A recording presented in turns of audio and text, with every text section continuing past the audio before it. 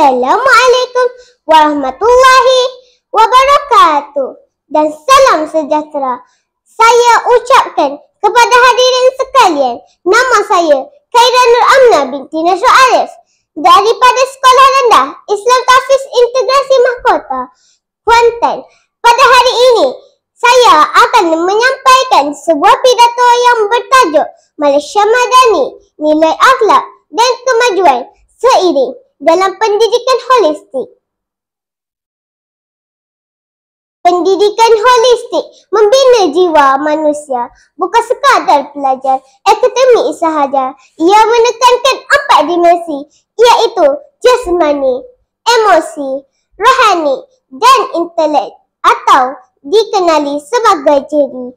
Malaysia Madani pula mahu melahirkan rakyat yang seimbang, penyayang dan berperiksa-manusiaan. Gabungkan jeri dan madani, lahirlah generasi masa depan yang bukan sahaja cemerlang dari segi akademik, malah menjadi generasi yang cerdik, hati, kuat jiwa dan luhur budinya. Peribahasa berkata, akal itu pelita hati, tanpa akal kita gelap, tanpa hati kita hilang arah. Hujah saya yang pertama, nilai dan emosi. Nilai yang murni menstabilkan emosi. Belajar holistik belajar memahami perasaan orang lain. Empati, kasih, sayang dan sikap saling memahami falah asas madani. Seperti kata pepatah, yang berat sama dipikul, yang ringan sama dijinjing. Hujah saya yang kedua pula ialah berkaitan akhlak dan rohani. Akal manusia ialah rohani. Tanpa rohani, akhlak akan layu. Maka pelajar holistik bukan sahaja cemerlang.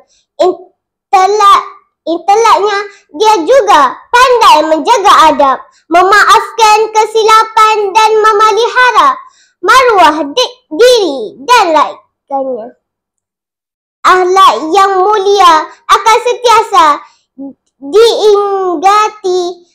Bab kata pepatah, harimau mati meninggal belang, manusia mati meninggalkan nama. Hujah saya yang seterusnya, kemajuan jasmani dan intelek.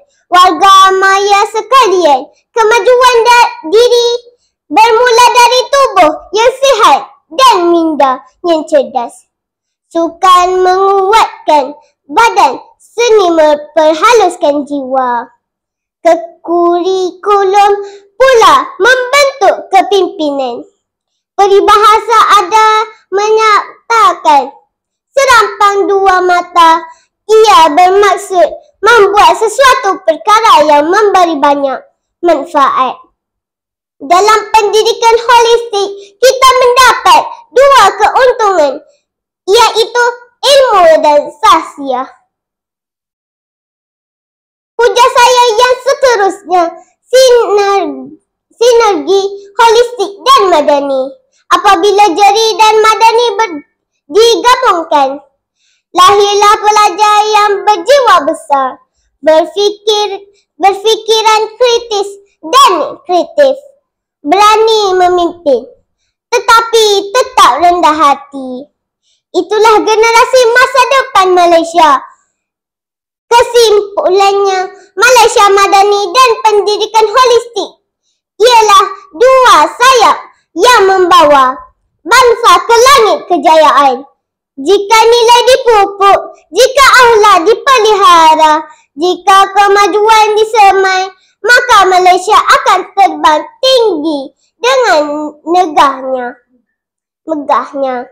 Sekian, wabillahi taufiq wal hidayah. Wassalamualaikum warahmatullahi wabarakatuh.